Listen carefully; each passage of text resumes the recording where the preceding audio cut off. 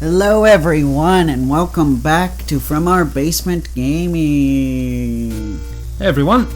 We are back with part 3 of our Legend of Zelda Let's Play. Yes. Man, that is bright. Yeah. Too bright? Yes. Definitely too bright. We have it turned up to like the nth brightness because of echo, and now everything else is too bright. I just won't watch because I'm gonna get a headache.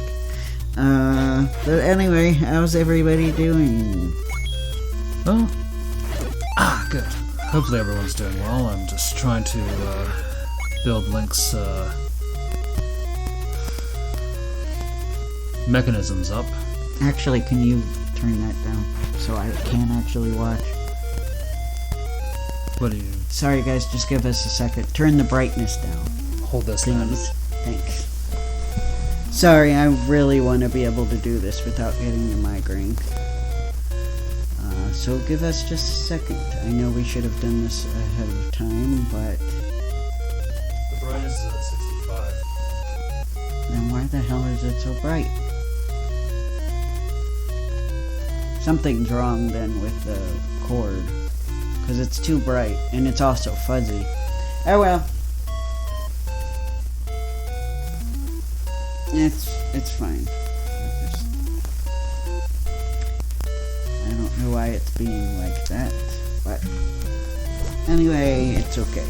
It's just on our end anyway, it's not it's not gonna affect you guys.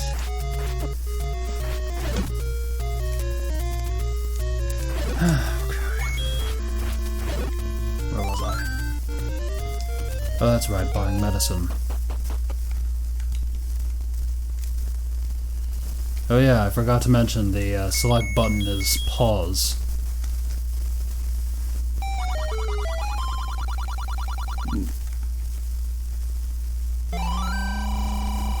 So yeah, we hope you guys are enjoying this so far. I know I am. Yeah. I am too, the brightness was giving me a headache. It might just be the game, because it's still too bright. Yeah. Yeah, oh well. That would have been my next guess, was because of the fact that the ground is tan, and a very light shade of tan. Yeah, it didn't bother me the last 2 times, but it's really bothering me today. Oh well. I guess maybe I'll just have to, and see, it looks fine on the monitor. It's just on the TV that it's too bright. Oh well, I'll watch it on the monitor. Anyway, guys, sorry about that.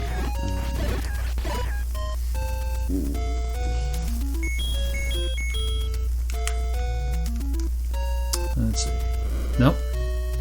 Thought there was something there. Let's see. Alright, well now it's time to go to the 3rd dungeon. I hope the background is a darker one. Well, if my memory serves me right, it's green tile with red highlights, so... Okay.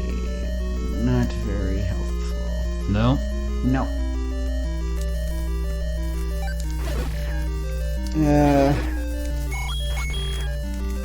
Yeah, again, fine on the monitor, horrible on our TV. It's so weird, because it's like, it's all green on the monitor, but for us it's like this. There is something wrong. It's either it's too bright, or there's too much contrast, or something's off. And Spyro looked fine when we were recording Spyro, so Yeah, it did. I don't understand. It just makes me sad because I am prone to migraines. And I want to enjoy myself and have a good time, not a bad time. Oh well. Anyway.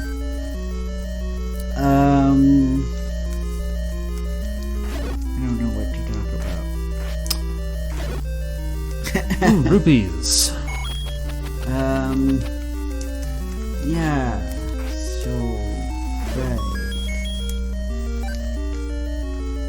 So, which goes where?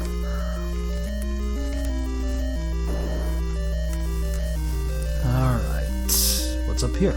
I forgot how many dungeons are in this game. 9. 9? Okay. We'll be here a while then. Yes, we will be. Surprisingly long game given when it came out. Yeah. It was mind-blowing when it came out on the disc system. Yeah.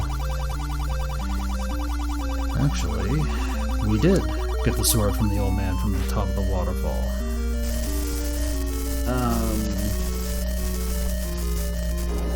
Although none of us really experienced it on the disc system here. So it's odd to me that you brought that up. I imagine on the cartridge it was even more stunning because a disc system has more room. Right. I'm amazed that they were able to make and happy that they were able to make a cartridge version, otherwise it would have been a very long while before we'd have gotten the first Zelda game. And then it would have seemed out of date. Like, by the time we got it, we would have been like, oh, this is old news. Yep. Yes, I am very happy that we did that. Mm-hmm. I don't know, did Europe get the disc system, or was it literally just Japan? I'm not sure if the Europeans got the disc system. Oh, God, come on now. This dungeon is not kind to people like me.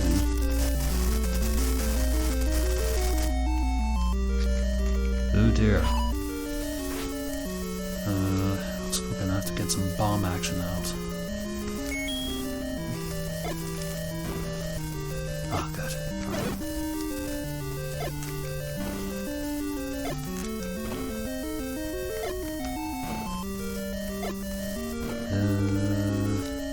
We're gonna need to use the first medicine. There we are. Alright. Oops. Ah, good. I hate these things. They're stubborn. But they are armed with a sword and a shield. Mm-hmm.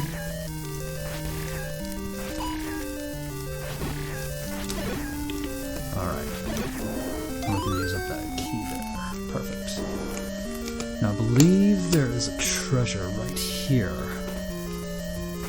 More of these things.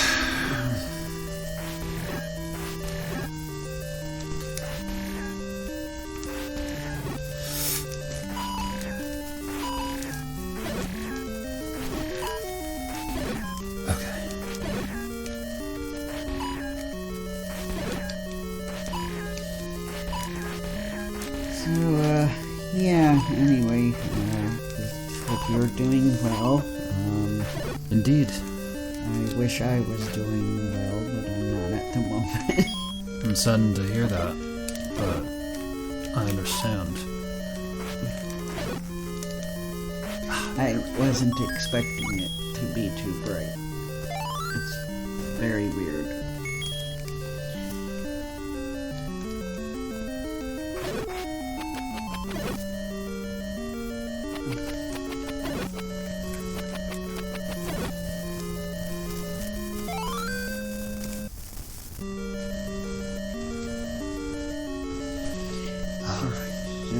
So, yeah, sorry that I'm less talkative this time for that reason that I wasn't expecting. Ah, the compass. Yay. Alright. Let's get that. Alright, good. Let's get out of there. But yeah, it's a very impressive game for when it came out. And really still is impressive now. Oh, as yeah. well, so.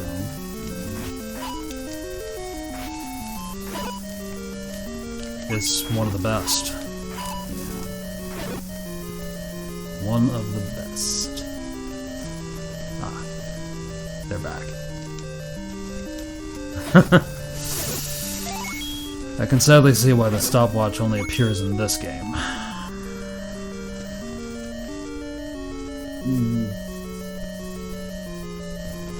And the map. Awesome. Yeah, basically, it seems like the games are actually designed where you get lost before you have the compass and map. Yes. Like, even if you know where you're going, it feels like the game like actually is designed that you get lost before you find the compass and map. I felt that way in Ocarina of Time anyway, because it was like, well, I've played this dungeon before, so I know where I'm going, but even though I knew where I was going, for some reason I was ending up lost, so I kind of felt like the game actually set it up that way on purpose. I have to close my eyes because those enemies are not... Right. The bubbles. Yes. I guess I'm gonna have to wear sunglasses to watch you play. I can fetch you mine. That's okay. I think it's time for the boss fight.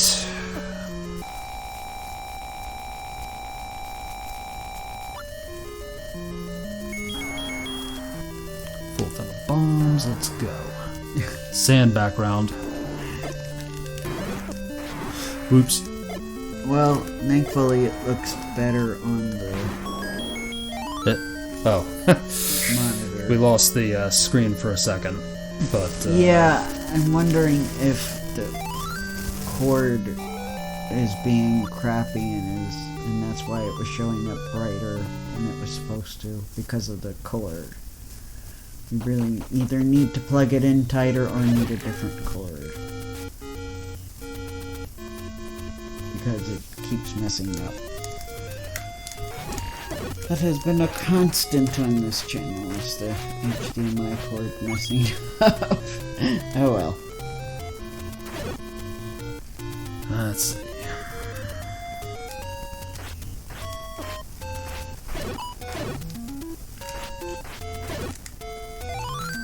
Okay, let's go down here. Alright. Let's get some more of the red stuff. We've spent almost all of our rupees. Unfortunately, yes. It's an expensive adventure. Yes. At least it's relatively easy to get more. Pretty much. Just gotta be persistent and collect these things when you get them.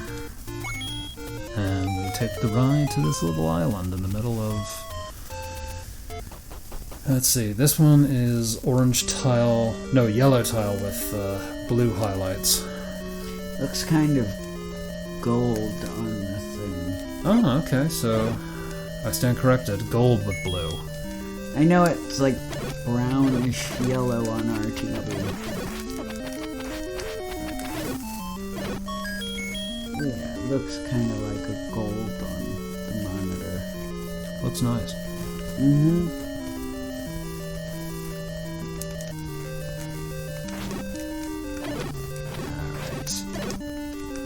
There we are. You have to be careful with those things, because they then release little red Now bats. we're in darkness. Yep. That we are. Then you need the candle to light up. Yep.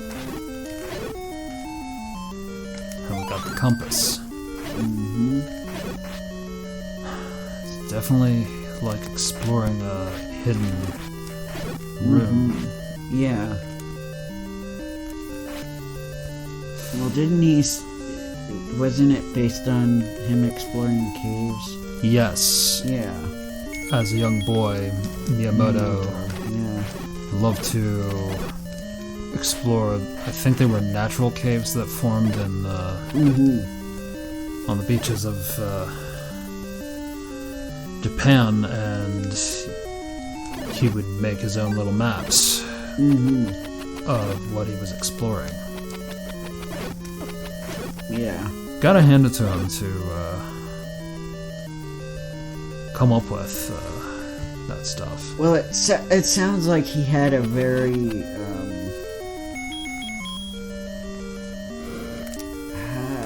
I don't remember the word that I'm trying to think of, but he had that kind of brain that he can make the maps in his mind type of thing. I believe he was, I forget if he was either doing graphic design or if he was going to be like an architect. Maybe it was graphic design. I have to look it up. But he was doing something before he chance got into video games. Yes, I had heard a story that it was his father who had called up Nintendo and suggested that they take Miyamoto in. Yeah. As one of to help them with, I guess, artistic design. Yeah, I think so. I think he did that to help him with the graphic design. And he actually ended up designing video games. Yeah. So, it actually worked out very nicely for him. It did. But I saw he was on some show on YouTube. I don't remember who it was. But he was like, he had made a game about like predicting the measurements of different objects. Like that was something he liked doing. He would like guess the like dimensions of objects and then would later measure it to see how close he was. Ah, interesting. Yeah. So he very much has that kind of brain. That's one of his strengths. I very much do not have that kind of brain, so I am more, I don't know,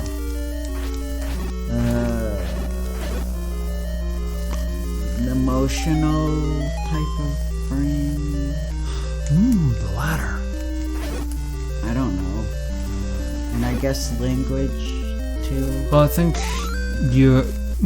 my suspicion is you have an interest in seeing the similarities and differences in things like language and artistic design. Yeah, but like on aptitude tests, they would never consider my brain artistic because I don't have that kind of brain like the one that Miyamoto has.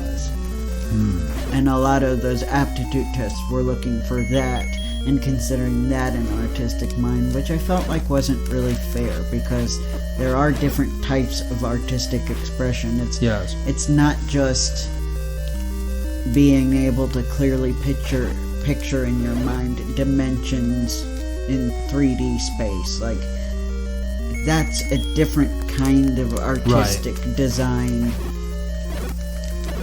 than, for example, I do think that's something for like more. I'm trying to think. Like, you can draw without doing that, Right. Or you can paint without doing that. Right. That kind of brain is very helpful for like architecture, and I think that's what they want. What the art they only like is the architecture and commercial art. Yeah, I do. For advertisement. I do think the aptitude tests are still very outdated. Because they're based on like things that can get you a career, and it's more It's not geared towards expression or interest, it's geared towards work and Right. And since business. my brain is, manure. creative in ways that aren't like Or not that kind of. not anything that goes towards the traditional jobs. I'm more skilled in the stuff that people in my parents' and grandparents' generation would go, you need to get a real job, Well, the word I was thinking of, if I got it correct, is it's not corporate. It's Well, that's real part of deal it. art. Right, and kind of, and for some reason they don't really emphasize emotional intelligence, which makes no sense because there are plenty of careers that require emotional intelligence, and that is one of my strengths as well. I'm very good at reading the emotions of people, and I've gotten that feedback with my drawing, even though my drawing still needs work. I've always gotten positive feedback about the expressions of the people I draw. Like, they always said, I can feel the heart in this drawing, or they tell me I can feel the emotion that this character's expressing. Yes. And I see that too. Thanks. I mean, even in pictures that I thought, oh my god, I messed this up so much, people would look at it and be like, well, hey, you have very good expressions in it. That's impressive. Yeah, and I kind of just assumed, well, can't everybody do that in art? Can't you tell a person's emotion? I kind of just took it for granted that, but everybody can do that. But then there is somebody I knew online who's a very talented artist, but when I looked at how she drew her characters, somehow I don't even know how, but somehow it just was lacking emotional expression. Like, the drawing she had, it was great. Like, everything was correct, anatomically very skilled, very beautiful art, but when you looked at this character's expression, the only way I could word it was that I felt like the character was posing for a photo shoot. I didn't feel a genuine emotion. And this is interesting because this is somebody I knew who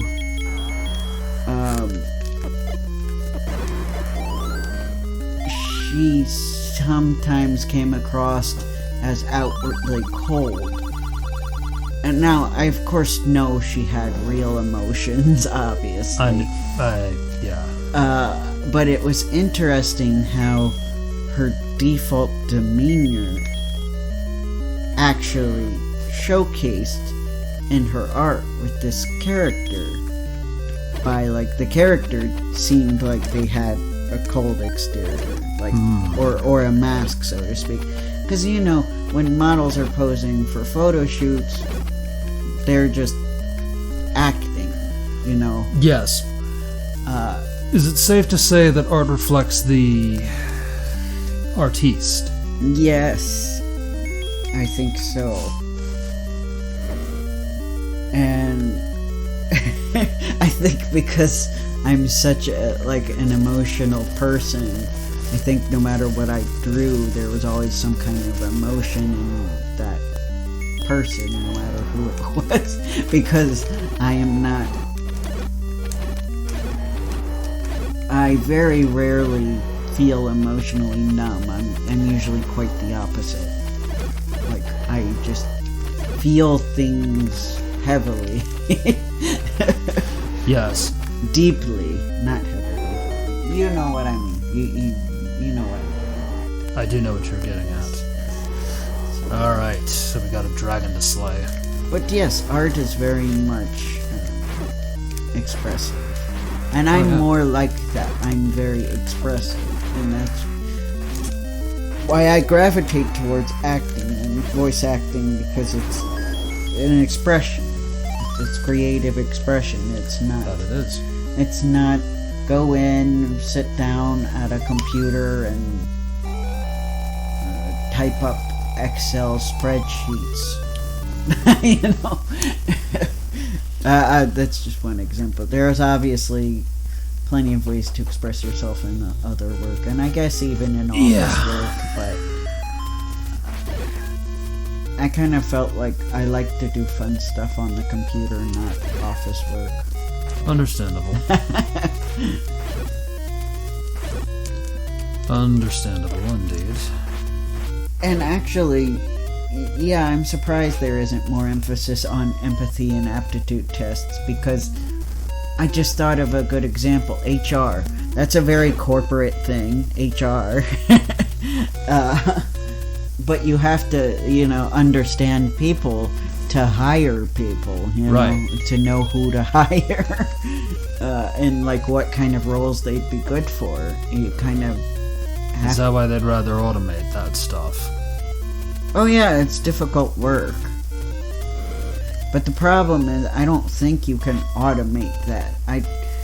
No. I really highly doubt a machine could do that. The machine would just go, okay, this job needs these skills. Are these skills listed in the resume? And they'd say, yes, they are. Okay, put them in the hire stack. Or, I don't see these skills on the resume. They go on the rejection. They get rejected. But in terms of, that's fine for screening, but when you're actually hiring somebody and knowing if they're good for the job, I really do think it takes another human being to make that decision. I mean, I don't know, maybe one day AI will figure out how to do that. I just can't fathom it right now, how AI could accurately do that. And I do feel like if we lean too heavily on AI, we'll have a lot of mismatched hires. Which is something corporations don't want. So I do hope they see that there's still value in humans doing those sorts of jobs. But I don't know.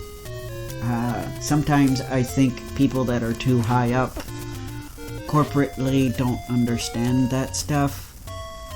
It's kind of like the people who have the money don't necessarily have the skill. Some do, but not all of them seem to necessarily have the skill to be in the position they're in. They're just there because money. It feels like. And they're so high up that they are disconnected and they don't know what life is like for the people that are working at their company.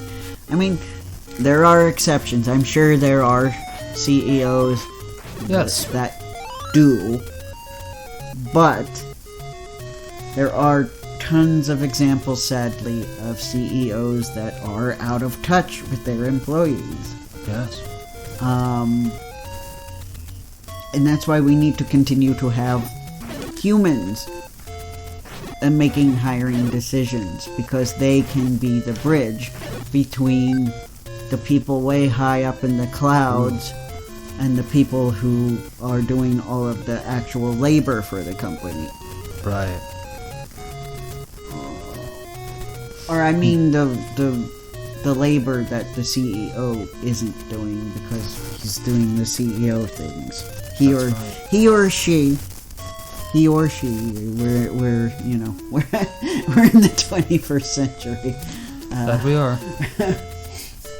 Although I kind of feel like some people are trying to make us not be we are actually out of time, Right. believe it or not. So, well, I guess we'll stop here There we will. because Link just died. But it's a good spot to save. All right, bye everyone. We will Take see care. you next time. That we will.